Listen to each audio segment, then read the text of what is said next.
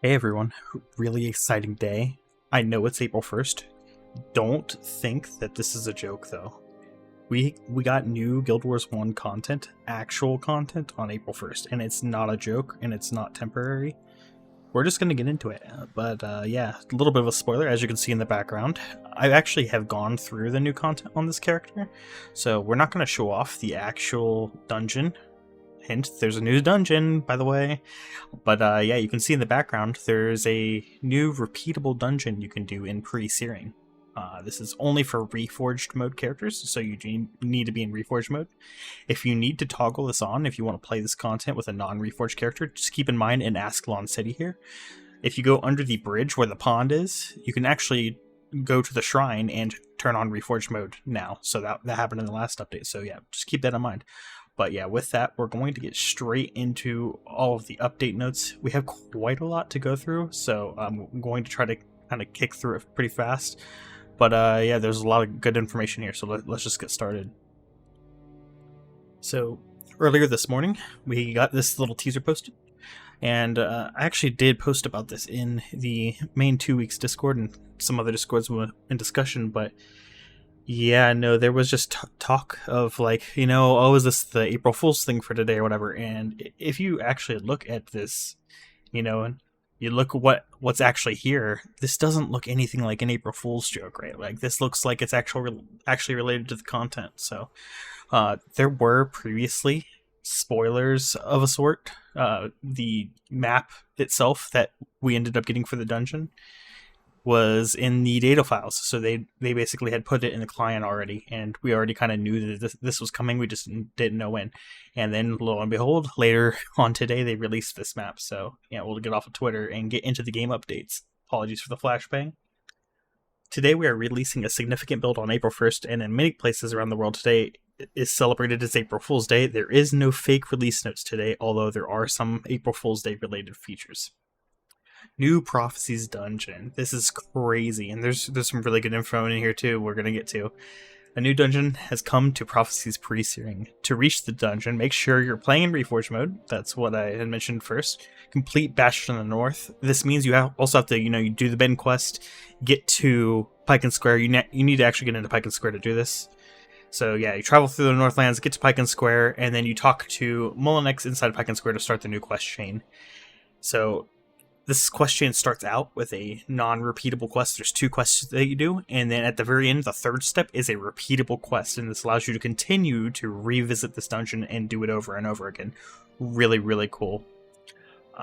Once completed, this dungeon becomes repeatable, as we just said, and a post-searing version will be coming in a future update.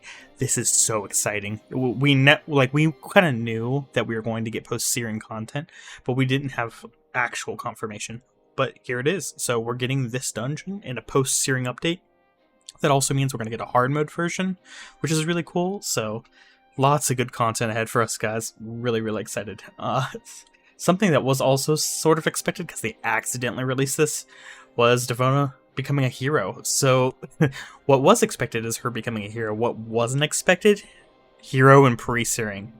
Pretty insane. So once you complete that 3rd step of the dungeon for the first time, once you do the 3rd quest, you unlock Devona as a hero. She's level 5 when you first get her. So if I just quickly go back to the game here, you should be able to see I have Devona level 5. And her bar is this Earthshaker bar, so she has access to these skills by default. There is a little bit of controversy right now around Devona, because, what this means is, on a non-Melandru Zagord character, you now can play with any skills on pre. Some people were running her as a SOS threat and doing that kind of stuff. I personally don't think it's as big of a deal as people are making it out to be. It would be cool if they, made it to where Devona can only have her skill set and then not anything you have unlocked from post-searing. I don't know if it's worth them doing, to be honest, though, because pre-searing, it was already easy. And anyone who tells you that pre-searing isn't easy is just lying to you. Doing the Hamnet quests and stuff, it was all pretty trivial to get to max level in pre-searing, which was really, outside of, Legendary Survivor, the only real goal for pre-searing, so. But yeah, I just wanted to show that off. You do get Devona's unlocked. She gets Earthshaker. pretty cool thing for her to have. There is a bug, I don't know if you'll notice, but look in the inventory of Devona, and I think they're going to address this. We'll get into some of this later when I got a bunch of screenshots from the Discord and communication, but her hammer has no damage on it. That's a funny one. That's a pretty good one. And then, yeah, she has pretty good armor as well, so, you know, you can get another reason to get another rune and equip it on her. And yeah, you'll also see here a little bit of a spoiler. You see this button? Identify all. Normally there's a disc button here for loading builds, but yeah, if you have an ID kit in your inventory with charges and stuff that needs identified like this, you can click this button. Boom. It identifies everything in your inventory, so really, really cool. Nice feature. This is something you could do, I think, with Toolbox for the longest time, but it's cool that they've added it into the actual game. Let's get back to the actual patch notes, though. So Devona is a hero by completing a new pre-searing dungeon or talking to her in Lion's Arch. So if you're we don't know if this is intended for non-Reforged characters, but in Lion's Arch, you can actually unlock Devona there in Lion's Arch, in post-searing. So don't know if you're supposed to be able to do that on a non-Reforged character or not, but it is possible to get her in post-searing still, so that's good. But yeah, the most controversial thing here is definitely the fact that you now have a hero in pre-searing who can have any skills when you're not in Melandra's Accord. So yeah, just keep that in mind. Yeah, let them know your feedback too. We're going to get into some of the feedback that they've been listening to in a little bit, but I just want to say shout out to the 2 weeks team. They've been super transparent and super upfront about what they can and can't do, and they basically let us know they're always listening, and you're going to see some of that here in a little bit too. So April Fool's Day content. A new graphic setting is available called Nostalgia Mode that emulates the old school CRT monitor in the glorious 800 by 600 resolution. So we'll go through the rest of these and I'll show off Nostalgia Mode because it changes the resolution of the screen. It's gonna mess with it a little bit, so we'll look at it here in a second. Using Nostalgia Mode on April Fool's changes the login screen logo to Guild Wars Reforged. Just a funny little thing to add. Nostalgia Mode will still be available after April Fool's, but they're gonna remove the Guild Wars Reforged logo on the front screen. So and you're going to see why this is going to be cool. I think I'm going to do a series in this mode. I think it'll be fun playing in 800 by 600. You see, this is such a cool feature that they added, and I think that stuff like this is, is what makes the game unique. It's just, there's nothing else like this.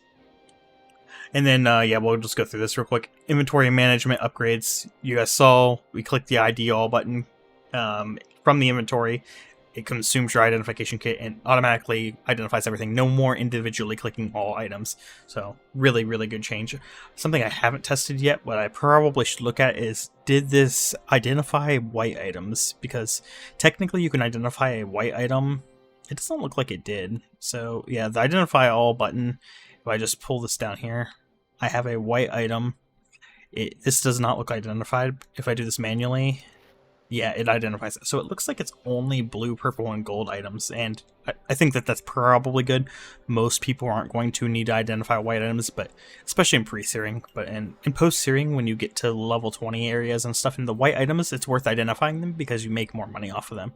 So maybe we'll see some options around this in the future. Something we could suggest is, maybe they add some options to the game options for that.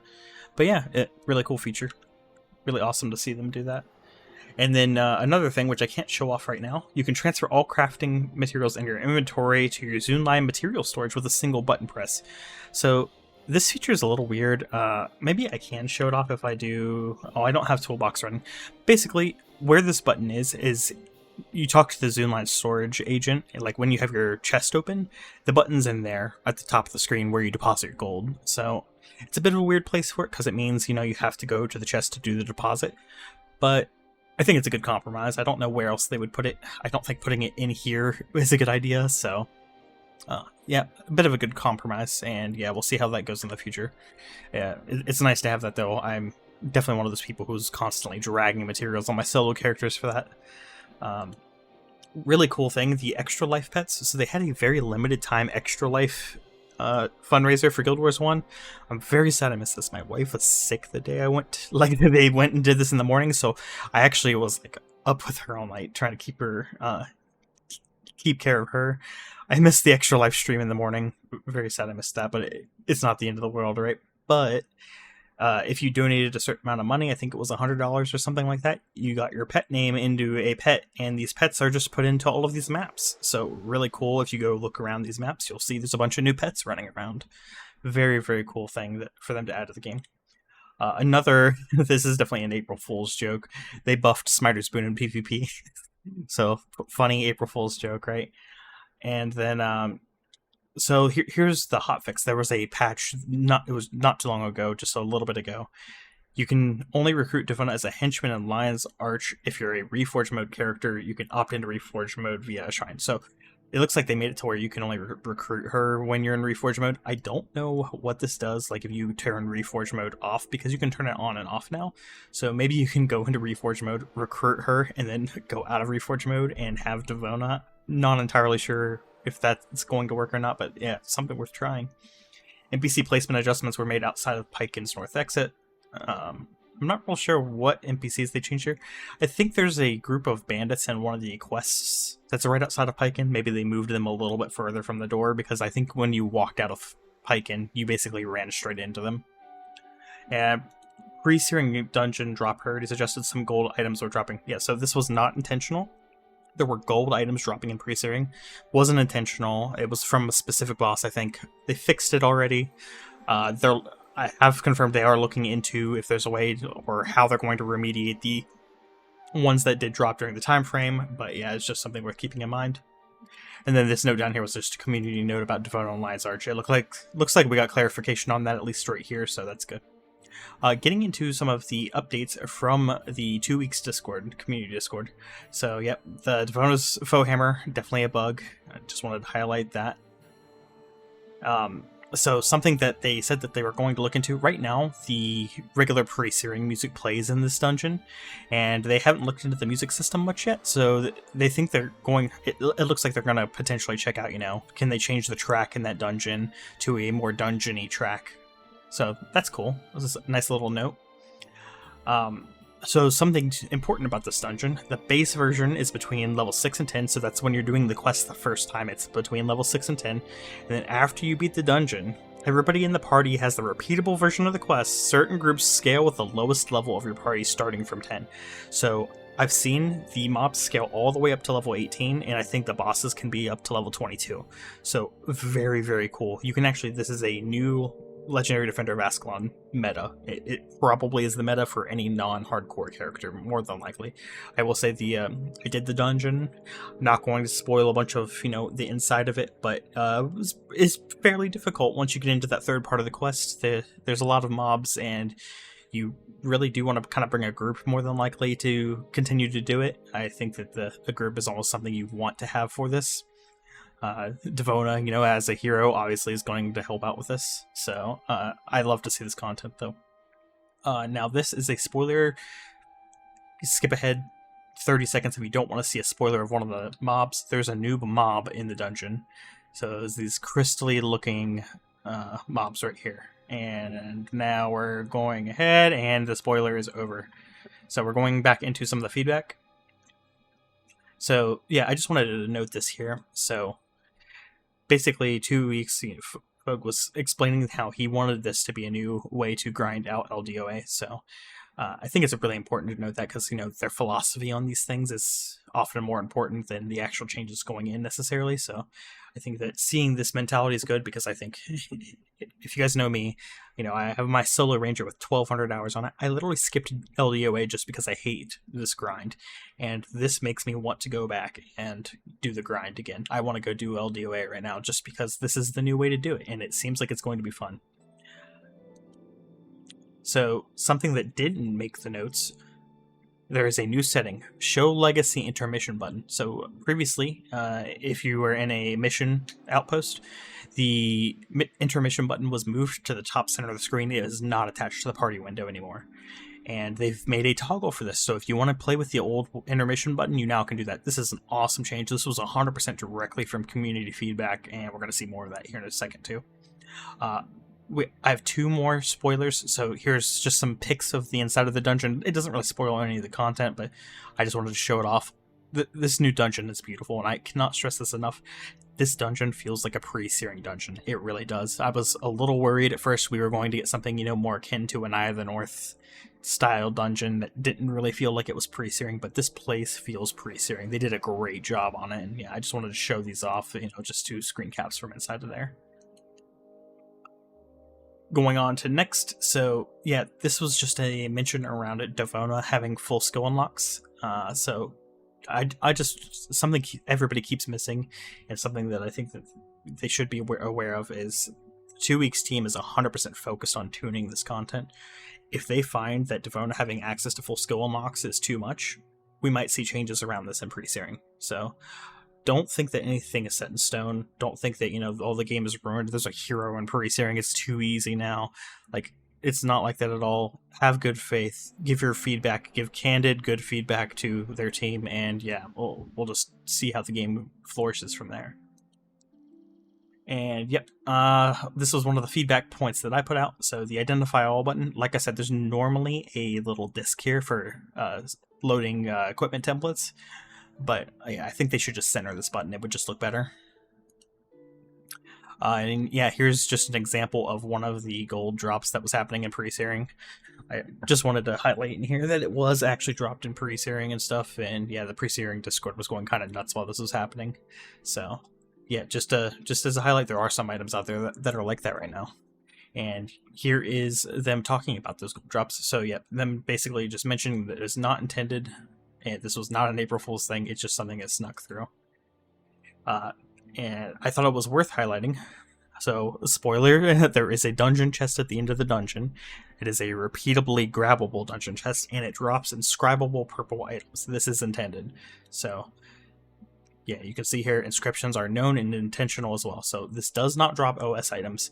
They're not supposed to be gold items, but there are supposed to be purple inscribable items. I don't think we ever got clarification on whether or not they're supposed to be maxed fully or not. Like, it wasn't set in stone, but we did get this. So Noxon asked if maxed rolled purples were intended, and the rolls are supposed to be based on the difficulty of the dungeon. So what that means is, depending on your party's level and the level of the mobs, the stuff that you get is supposed to be based off of those levels. So it seems like there is a bug right now where that end chest, no matter what, is rolling max level items every time. So max level purple items every time. They're looking into that, and yeah, that's similar to the gold problem. No, they're looking into it and trying to figure out what was going on there. So this next thing is also technically a spoiler, but I want to show this off because I think the context of this is very cool. So the new chest in the end of the dungeon can drop something called an Ascalonian Warhorn. And you're like, oh, cool, a summoning stone, right? Oh, this is an awesome, little thing. So now, in pre-searing at level 20, assuming you farm this enough, you can get summoning stones and use these instead of the imp. So I don't know whether or not the Ascalon guards are good yet. Somebody in our group that we did this with got this, so I wasn't entirely sure, what level they were, what skills they had, that kind of stuff. But yeah, worth looking into. This is actually a really, really cool feature, and the reason why I wanted to highlight this so much was, yeah, as you can see, they replied to me, and shout out to, I think it was Little Baby Beefalo, was the original poster. I don't know if I had the picture of here. I don't have the picture here, but yeah. They originally suggested this in the Discord, so we were talking about, oh, they could add a summoning stone to pre-searing as a, different kind of reward for this kind of dungeon, because we were talking about this when we were speculating about it. And yeah, they straight up mentioned in the Discord, this is directly from the conversation we were having. So, yeah. Awesome to see that they're looking at our feedback, they're taking the feedback and actually doing very cool stuff with it. And yeah, like, this is just awesome. Like, this kind of item is just awesome. I think this is a really cool thing to have in pre-searing, and yeah, you have a good reason to create a pre-searing character to go farm these if you want these for your post-searing character now. So yeah, that keep in mind too that this is the only way that I know of that you can easily get 2 summons from a summoning stone. So all the other ones are a lot more complex to get than this. So very, very cool change. And yeah, just shout out to 2 Weeks. They're being so good with communication, and I think the community's being pretty good too. We're all just kind of talking in good faith. We know they can't promise anything, but we also at the same time know we can suggest what we can, and they're implementing the cool stuff that they can do. So this is mostly just a meme, but I wanted to highlight this because, yeah, I was just replying to him saying it's awesome that they one-to-one implemented a feature that got suggested, and then I said, make traps great again. This is Fogue reacting to this, and then I put a Hypnotoad, and then I put, is it working? And this was Fogue replying a yes emoji to it. So yeah, you might hear it here first. Traps getting buffed in the future. We might have trapper farming builds back. If that happens, I will be so over the moon, and probably never play anything but Ranger, because the trapping playstyle is just very, very cool, and I think if they bring that back, you know, you're able to do trapping instead of doing 55 builds or doing shadow form builds and that kind of stuff. I think it's going to be great, so really cool to see the communication and stuff. So something else, this is another drop that is a bit of a spoiler from the end chest, but you can get rubies and sapphires from this, and it is 100% intended. This is really cool, especially on Melandra, the cord characters. Something you could not really do easily, aside from maybe doing Underworld. That you can't get rubies and sapphires easily. There's no real good source. Salvaging things for them, pretty much impossible, so yeah, I think that this is a really, really cool thing that they added into this area as a drop. So, yep, and this is just going over, so this is going over the golds and the, you know, the equipment, basically, that was not supposed to be rolled before they did the patch. And they don't have plans. Basically, what they're doing is they did that hotfix that we discussed earlier, and they're going to let that settle and then decide what to do. I think that's fine, even if they didn't delete these weapons. I think it's perfectly okay. You had this happen in the past with pre-searing multiple times. Tomes have snuck in. People have delete skills unlocked they shouldn't in pre-searing. There's so much stuff like that in pre-searing, and it's kind of always had that. So, you know, if they fix the root cause, and, you know, there was like 2 hours or whatever of these things dropping, we end up with a few extra items on the black market that people are trying to real world trade for, or, you know, buy for 10,000 arm braces or something. Like, I think that that's fine. I don't support the whole real world trading thing. I think it's just dumb that people do it in the first place. But, you know, like, if a few of these items show up, and then that makes, I don't think it's a big problem to worry about. There were people, you know, shouting like, oh, we need to roll back, this is like a huge problem, we need to roll back, blah blah blah, and it's not as big of a deal as people are making. Worst case scenario, you end up with max weapons and pre-searing, and I will remind everyone, the bonus weapons still don't currently exist with the new Steam accounts, but keep in mind a lot of players have the bonus weapons and pre-searing still, and while those are limited, those are max weapons as well, so I don't know why everybody's shouting about this like it's the end of the world. Yeah, there's probably a few combinations like swords and axes that people could have gotten during that time, but again, they're going to be so few and far between. They fixed it very fast. It was fixed literally within a few hours, so I don't think it's an issue. So yeah, I did want to mention this too. So currently, when you're in the dungeon, you don't get the Vanguard buff, and it seems like this wasn't intended originally, but might be intended long term. Very based. I don't like the idea of their Vanguard buff. I think that it's a very, you know, hand-wavy way to give the player power.